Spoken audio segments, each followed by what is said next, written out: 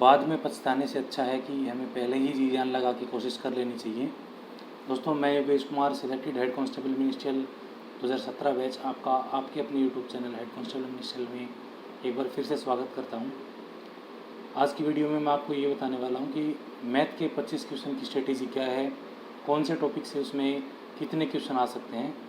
Friends, अगर आप लोगों को श्योर सिलेक्शन लेना है तो आपको मैथ, रीजनिंग या कोई भी 2 सब्जेक्ट में आपको फुल स्कोर करना पड़ेगा। जब मैं तैयारी किया करता था तब मेरी ये प्लानिंग रहती थी कि मुझे मैथ और रीजनिंग में 50 में से 50 मार्क्स लेने हैं, या फिर 1 या 2 क्वेश्चन गलत हो जाते हैं तो मुझे एटलीस्ट 48 मार्क्स लेने हैं, तभी मेरा श्योर सिलेक्शन हो पाएगा।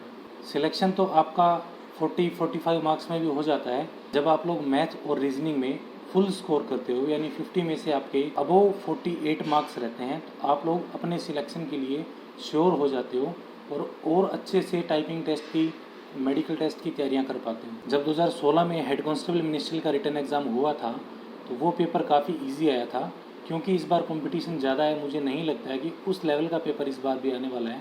तो फ्रेंड्स, जो मैं अब आपको स्ट्रेटेजी बताने वाला हूँ वो मैंने पहले भी फॉलो की हुई है। जब मैंने CISF का एग्ज़ाम क्लियर किया था, CRPF का एग्ज़ाम क्लियर किया था और मैंने स्टेट यूनिवर्सिटी के भी एग्ज़ाम क्लियर किए हुए हैं, मैंने यही स्ट्रेटेजी फॉलो की थी। और अब मैं आपको यही बताने वाला हूँ कि मेरे अकॉर्डिंग आप लोगों को किस तरीके से तैयारी करनी चाहिए। सबसे पहले चैप्टर आता है सिंप्लीफिकेशन, यानी सरलीकरण। फ्रेंड्स, सिंप्लीफिकेशन और नंबर सिस्टम, ये दोनों टॉपिक एक दूसरे से रिलेट करते हैं। सिंप्लीफिकेशन में टॉपिक कवर होते हैं जैसे LCM, HCF, भिन्न वाले क्वेश्चन, फ्रैक्शन वाले क्वेश्चन आप कह सकते हो, सही बटा वाले क्वेश्चन, सर्ड्स वाले क्वेश्चन, अंडर रूट को सॉल्व करना, अंडर रूट 2, सब अंडर रूट 2, इस तरीके के क्वेश्चन को सॉल्व करना, स्क्वायर निकालना, क्यूब निकालना, स्क्वायर से रिलेटेड इक्वेशन को सॉल्व करना, क्यूब से रिलेटेड इक्वेशन को सॉल्व करना, ये सब सिंप्लीफिकेशन में आता है। इस टॉपिक से मैं 4 क्वेश्चन आने का एज्यूम लगाता हूँ। बोर्ड मास यानी बका भागू जोग रूल से सॉल्व होने वाले क्वेश्चन भी इसी चैप्टर से आते हैं और इन्हीं 4 क्वेश्चन के अंदर इंक्लूड होते हैं। Second topic, work and time. Work and time topic से मिनिमम 3 क्वेश्चन आने का मैं एज्यूम लगाता हूँ, जिसमें 2 टाइप के क्वेश्चन आते हैं। पहला, A, B और C किसी काम को मिलके 3 मिनट में करते हैं। सेकंड टाइप, नल और टैंक वाला, जैसे कि 2 नल मिलके किसी टैंक को आधा घंटा में फिल करते हैं, इसी तरीके के। थर्ड टॉपिक, मेंसुरेशन यानी कि ज्यामिति। तो फ्रेंड्स, इसमें आपको स्क्वायर निकालना, क्यूब निकालना, वॉल्यूम निकालना, डायगोनल निकालना, यानी हिंदी में आप कह सकते हो क्षेत्रफल, आयतन, विकर्ण, ये सब निकालना। इस टॉपिक से फ्रेंड्स मैं 2 क्वेश्चन आने का एज्यूम लगाता हूँ। और टॉपिक नंबर 4, परसेंटेज। परसेंटेज बहुत ही इंपॉर्टेंट टॉपिक है। इसमें से 3 से 4 क्वेश्चन आते ही आते हैं, तो मैं 3 क्वेश्चन आने की पॉसिबिलिटी इसमें मानता हूँ। Fifth topic, profit and loss यानी लाभ और हानि। तो फ्रेंड्स, आप कोई भी एग्ज़ाम उठा के देख लीजिए, इस चैप्टर में से क्वेश्चन आते ही आते हैं, तो मैं 2 क्वेश्चन मानता हूँ कि इस चैप्टर में से आ सकते हैं। सिक्स्थ टॉपिक, एवरेज यानी कि औसत। इसमें से 1 या 2 क्वेश्चन हर एग्ज़ाम में आते हैं, तो मैं मानता हूँ कि इसमें से एटलीस्ट 1 क्वेश्चन तो आएगा। एवरेज टॉपिक में 2 टाइप के क्वेश्चन आते हैं। एक कि हिंदी में इतने मार्क्स हैं, इंग्लिश में इतने मार्क्स हैं, तो बताइए कि दोनों में एवरेज मार्क्स कितने होंगे। टाइप सेकंड, A की एज 25 साल है, B की एज 30 साल है, तो बताइए कि दोनों की एवरेज एज क्या होगी। Type number 7, speed, distance and time, समय, चाल एवं दूरी। तो फ्रेंड्स, इसमें आपके 2 टाइप के क्वेश्चन आते हैं। एक रेलगाड़ी वाला क्वेश्चन आता है और एक बोट एंड स्ट्रीम वाला क्वेश्चन आता है कि रेलगाड़ी की स्पीड इतनी है, उस रेलगाड़ी की लंबाई इतनी है, तो बताइए एक खंभे को कितनी देर में पार करेगी। बोट एंड स्ट्रीम से धारा की चाल इतनी है, नाव की चाल इतनी है, नाव धारा की विपरीत दिशा में जा रही, इस तरीके के क्वेश्चन आते हैं। टॉपिक नंबर 8, इंटरेस्ट यानी कि सिंपल इंटरेस्ट और कंपाउंड इंटरेस्ट। फ्रेंड्स, इन दोनों को मैं एक ही टॉपिक में कवर करता हूँ, क्योंकि इन दोनों से एक या दोनों में से कोई एक, यानी 1 या 2 क्वेश्चन आ सकते हैं, तो इसमें से मैं मानता हूँ कि 2 क्वेश्चन एटलीस्ट आ सकते हैं। Topic number 9, trigonometry.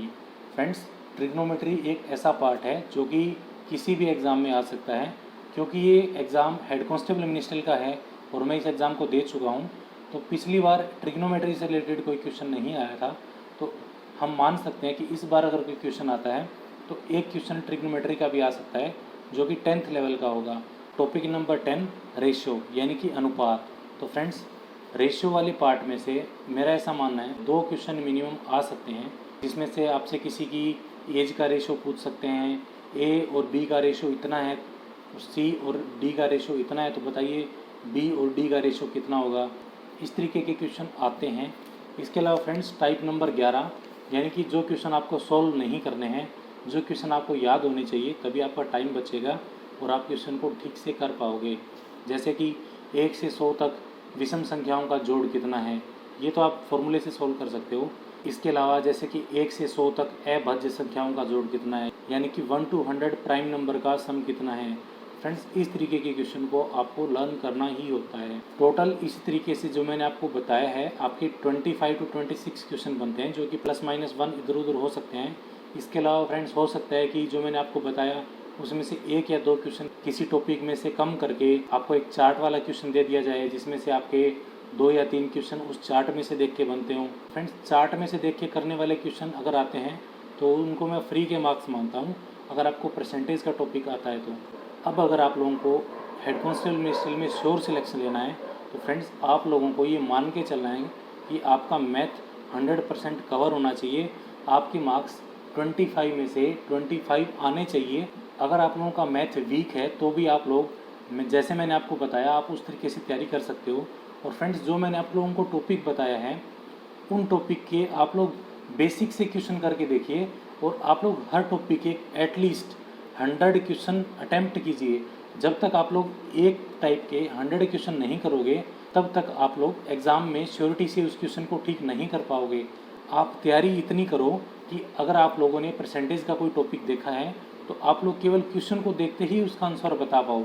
ऐसी तैयारी आप लोग तभी कर सकते हो जब आप लोग एक ही टॉपिक से 100 क्वेश्चन करते हो। मैथ करने का सही टाइम मैं इवनिंग में प्रेफर करूँगा, क्योंकि मॉर्निंग में माइंड फ्रेश होता है, तो आप लोग जीके को ज़्यादा से ज़्यादा कैप्चर कर पाओगे। उसके बाद आप लोग इंग्लिश कीजिए। रीजनिंग का फ्रेंड्स कोई टाइम फिक्स मत कीजिए। आप लोगों को एक दिन में 100 क्वेश्चन रीजनिंग के सोल्व करने ही करने हैं, फिर चाहे वो आप कभी भी करो। 10 क्वेश्चन एक टाइम में कर लिए, 10 क्वेश्चन बाद कर लिए, जीके करने के बाद आपने 10 क्वेश्चन कर लिए, इंग्लिश करने के बाद आप लोगों ने 10 क्वेश्चन कर लिए। रीजनिंग के लिए कोई पर्टिकुलर टाइम की ज़रूरत नहीं होती है। जीके या इंग्लिश लर्न करने का मन ना हो तब आप लोग मैथ के क्वेश्चन करो, और आप लोग ये टारगेट कर लो कि एक दिन में आपको इतने क्वेश्चन करने ही करने हैं।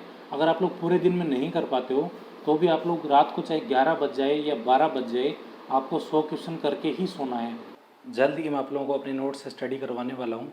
जिन लोगों का मैथ वीक है वो लोग मेरी वीडियोस देखें और साथ में एक नोटबुक रखें, ताकि जो भी मैं बोलूँ आप उसको नोट करें और उसी टाइप के क्वेश्चन की आप प्रैक्टिस करें। एक ही टाइप के आप लोगों को 100 क्वेश्चन डेफिनेटली करने हैं। अगर आप लोगों को ये वीडियो पसंद आई हो तो वीडियो को लाइक और चैनल को सब्सक्राइब जरूर करें। जय हिंद दोस्तों।